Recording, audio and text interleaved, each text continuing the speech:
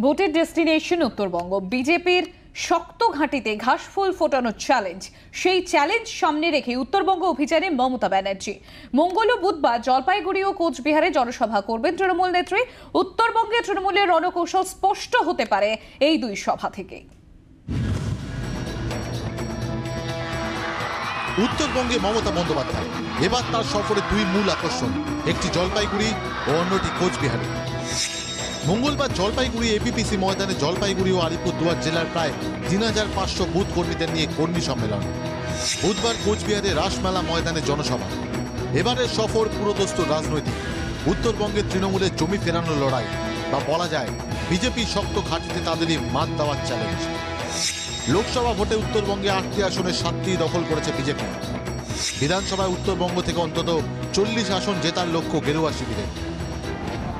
সম্প্রতি বিজেপির উত্তরকন্যা অভিযান ঘিরে রক্তাক্ত হয় শিলিগুড়ি।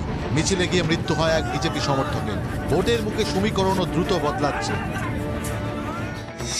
জানুয়ারি থেকেই নতুন আইনে নাগরিকত্ব দেওয়ার কথা ঘোষণা করেছেন বিজেপি নেতৃত্ব।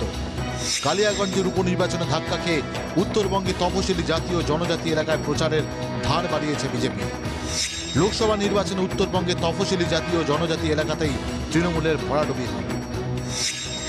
উত্তরবঙ্গে হিন্দু শরণার্থী পরিবারের পাশে দাঁড়াতে বিজেপির শাখা সংগঠনকে দায়িত্ব দিয়েছে টিম অমিত শাহ। এইসব ফ্যাক্টরকে মোকাবিলা করে দিশা দেখানোর চ্যালেঞ্জ মমতা বন্দ্যোপাধ্যায়ের সামনে। মুখ্যমন্ত্রী কর্মী সভা উপলক্ষে জলপাইগুড়ি শহরে এখন কড়া নিরাপত্তা। হেলিপ্যাড ও সভাস্থল পরিদর্শনের কাজ শেষ, শুরু সভার কাউন্টডাউন। ব্যুরো রিপোর্ট, জি24 ঘন্টা। বরাত জোরে অগ্নিকাণ্ডের হাত থেকে রক্ষা পেলেন একদল পর্যটক। সুন্দরবনে বেড়াতে গিয়েছিলেন তারা এবং তাদের বোটে আগুন লেগে যায়।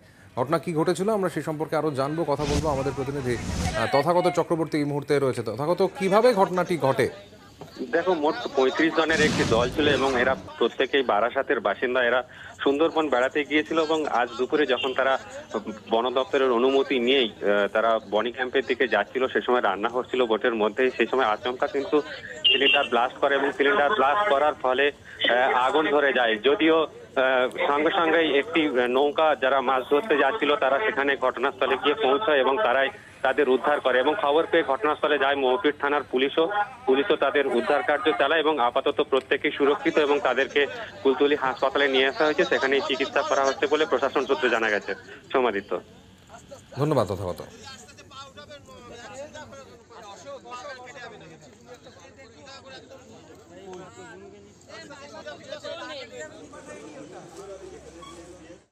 সকালে নবরজিৎ মুখোপাধ্যায়ের সঙ্গে, বিকেলে পণ্ডিত তেজেন্দ্র নারায়ণ মজুমদারের সঙ্গে দেখা করলেন আরএসএস প্রধান মোহন ভাগবত। রবিবার সকাল 10:40 নাগাদ কেশব ভবনে যান রাজ্য পুলিশের প্রাক্তন ডিজি। হাতে ছিল একাধিক নথি। ঘণ্টাখানেক কথা হয় তাদের। রাজ্যের প্রাক্তন ডিজির সঙ্গে মোহন ভাগবতের সাক্ষাৎ ঘিরে শুরু হয়েছে জল্পনা। রাজ্যের মানবাধিকার কমিশনের চেয়ারম্যান নবরজিৎ সরকারি পদে থেকে কি এই ধরনের সাক্ষাৎ করা যায়, উঠছে প্রশ্ন। বিকেলে প্রখ্যাত সেতার বাদক পণ্ডিত তেজেন্দ্র নারায়ণ মজুমদারের বাড়িতে আসেন মোহন ভাগবত। উনি এসেছেন, আমি এত আনন্দ পেয়েছি। আমার সঙ্গে ওনার তো সামনাসামনি কখনো সাক্ষাৎ হয়নি, শুধু গান বাজনাই হলো। এতক্ষণ ধরে উনি গান বাজনা শুনলেন আমাদের, আমি, আমার স্ত্রী, আমার পুত্র। গান বাজনা হলো, উনি গান বাজনার মজা নিলেন এবং উনি যে কতটা ক্লাসিক্যাল মিউজিকের মধ্যে ঢুকে আছেন, উনি নিজের কম্পোজিশন উনি এগুলোই শুনলেন। এইগুলোই কথা হলো। এখন এখানে অতিথি দেব ভব, অতিথি এসছেন। আমাদের যে কালচার, সেই কালচারে আমার বাড়ির অতিথিকে আমি যতটুকু পেরেছি সেবা করেছি, সেইটুকুই ব্যাস।